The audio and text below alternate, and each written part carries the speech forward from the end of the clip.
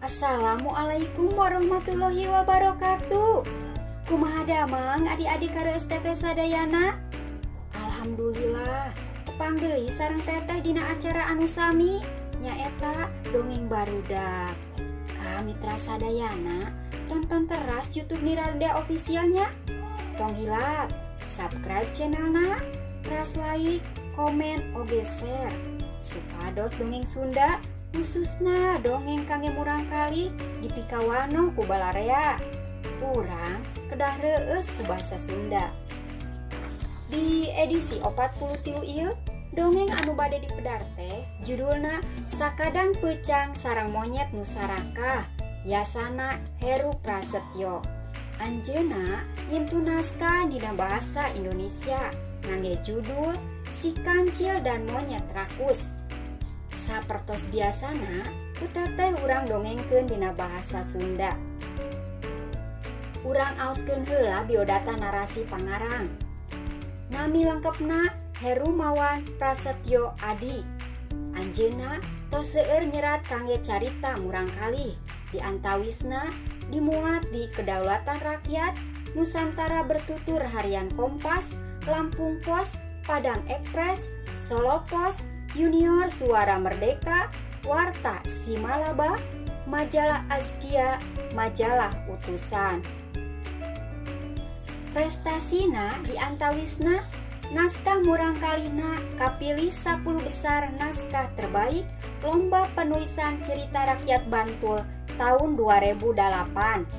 Teras cernakna oge kapilih dina antologi cerita pendek anak Indonesia ngangge judul 20 Pesan Cerita Hebatkan Anak Indonesia, terbit di Kinomedia September 2018. Kanu hoyong wano ka anjeunna tiasa nepangan ngalangkungan sarerek Libra Heru Prasetyo @yahoo.com. Teras oge Facebook Heru Prasetyo, Twitter @herumawanpa, sareng blog www.kompasiana.com herumawanpa. Kiwari anjeunna linggi di Jalan Wonosari, kilometer 9, Dusun Sribit Kidul, RT hiji RW 11, belakang kantor Jogja TV, Rumah Tengah Sawah, Kelurahan Sindang Tirto, Kecamatan Berbah, Kabupaten Sleman, Yogyakarta. Duh, bingah pisan ni radio official kaanjangan tamu tinu tebih. Mugia wae channel ni radio official langkung dipikawano, henteu wae ku urang Sunda pituin. Tapi oge ku mitra sadayana di sakuliah dunya. Amin. Carios anu bade didongengkeun ayeuna nyarioskeun tokoh sato. Peucang, monyet, sareng kuya. Tilu sato ieu gaduh sifat anu benten. Ari peucang kasebat pinter, cerdik, sareng teu mak mun barang tuang sacekapna.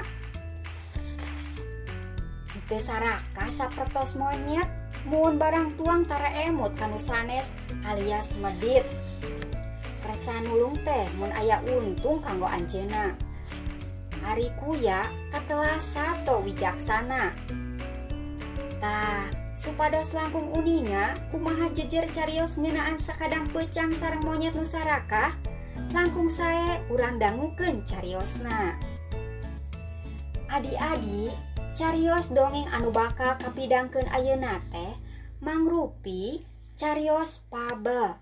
Saha nu uningannya carios Fabel teh? Leres pisan. Carios Fabel teh carios nu tokoh-tokohna sasatoan. Sadayana sasatoan anu dicarioskeun ngagaduhan akal, paripola, sareng tiasa nyarios sapertos jalmi. Ciri-ciri Fabel di antawisna: 1. Tokoh dina carita nyaeta sato. 2. Tokohna ngagaduhan akal, paripola sapertos jalmi. 3.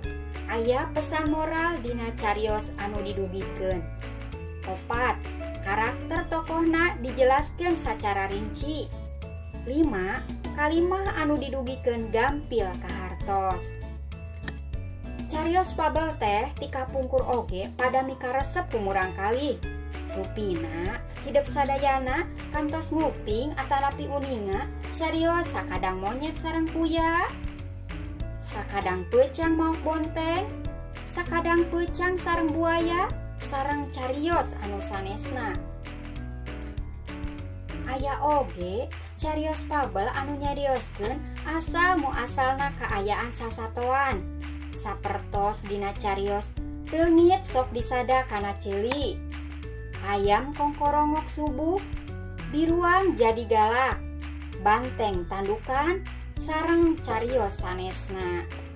Tapi sadayana oge mung hasil rekaan hayalan nu teu leres aya kajantenanana.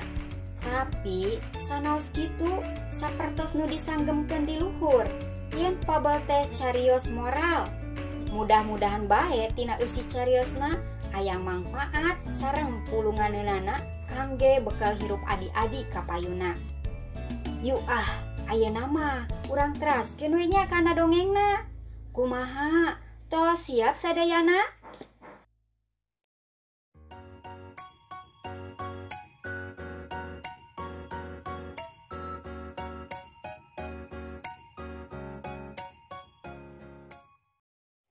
Sakadang pecang sareng monyet sarakah, karya Heru Prasetyo.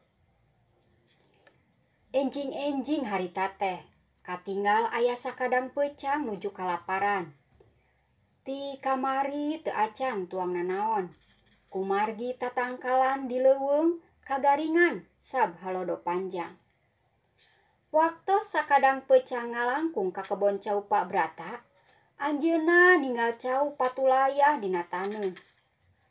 Bari keketayepan sakadang pecang mulubus lebet teras nyandakan cau anu marurag dina taneuh. Saparantos kitu pecang enggal lumpat. Waktos nuju di jalan, pecang paamprok sareng kuya nu wijaksana. Kuya ninggal sakadang pecang ngegel cau sasiki. Teras naros, "Hei pecang, kanggo naon cau teh?" "Ieu kanggo abdi lapar." Waler pecang saparantos nyimpen cau di luhur taneuh. Pecang, mun bade nuang mah pilari cau nu asak, tur sae." Saur kuya bari nunjuk cau anu disimpen pecang di luhur taneuh. Sakadang pecang reuwas, bari olohok ninggal cau anu dicandakna geningan buruk.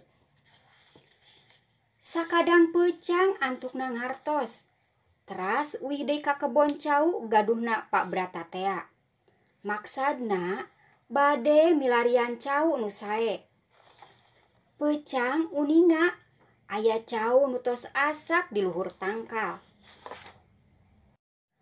Kumaha carana nya sangkan tiasa ngalana? Pecang bingung, ngemutan kumaha carana supados tiasa ngala cau sasiki nu aya di luhur tangkal. Dumadakan pecang ninggal monyet anu nuju calik di luhur salah sawios tangkal cau bari nuangan cau hiji-hiji nu tos asak. "Hei monyet, kenging teu abdi nyungkeun cau nu tos asak hiji weh," saur pecang. Si monyet teu ngawaler, anggur maledogkeun cangkang cauna ka sakadang pecang. Teras seuri bari ngalelewe. Sakadang pecang teu nyeuseul, malah anjeunna kenging ide. "Monyet, anjeun uninga teu? Pak Brata resep pisan kulit cau," saur pecang. "Kanggo naon?" taros monyet. "Kanggo bahan karajinan, mun teu percanten lungsur we ka dieu, bari nyandak cau saturuy," waler sakadang pecang. "Abdi teu percanten," sanggem si monyet. "Engke," saurna Pak Brata, "bade maparinan seueur cau nu parantos asa kanggo anjeun. Teu sapertos nu di luhur, tinggal sakurilingna ku anjeun. Masih keneh cauna hararejo, tur ararata," saur pecang. Si monyet ninggalian turuyan cau di luhur tangkal. Leres we, seseueur nama masih harejo keneh. Mung sakedik nutos asakna. Si monyet akhirna percanten kana cariosan sakadang pecang. Guragiru lungsur ti luhur tangkal bari nyandak cau saturuy. Tapi aya syaratna, abdi kenging nyungkeun cau sasiki nutos asak eta. Saur sakadang pecang bari nunjuk salah sahiji cau anu warnana koneng. Song, monyet masihan cau di barung hate anu bingah. Sakadang pecang saparantos ngahaturkeun nuhun. Enggal, angkat eta kebon. Samentawi si monyet nuju anteng ngabayangkeun anjeunna bakal dipaparinan langkung seueur cau nutos arasak. Dugi ka teu sadareun, pabrata aya di pengkerenana bari nyandak karung sareng tali. Teu talangke ngan sakilat pabrata ngalebetkeun si monyet kana karung teras di talian. Si monyet teu tiasa kukumaha deui. Anjeunna mung pasrah bari nganaos kaduhung alatan ku kasarakahan nyalira. Sedengkeun di hiji tempat anu suni, sakadang pecang nuju nuang cau kenging masihan si monyet. Rasa laparna ical ti harita keneh. Tah kitu dongengna adi-adi sadayana. Mugia naon anu dipedar ku teteh seueur pulunganeunana. Ka sadayana anu hoyong naskahna dibacakeun tiasa kintun ka email di handap. Subjekna dongeng barudak. Sakitu anu kapihatur, hapunten tina samudaya kalepatan. Tonton teras YouTube Niradia Official, teras di like, komen, share sareng di subscribe. Wassalamualaikum warahmatullahi wabarakatuh.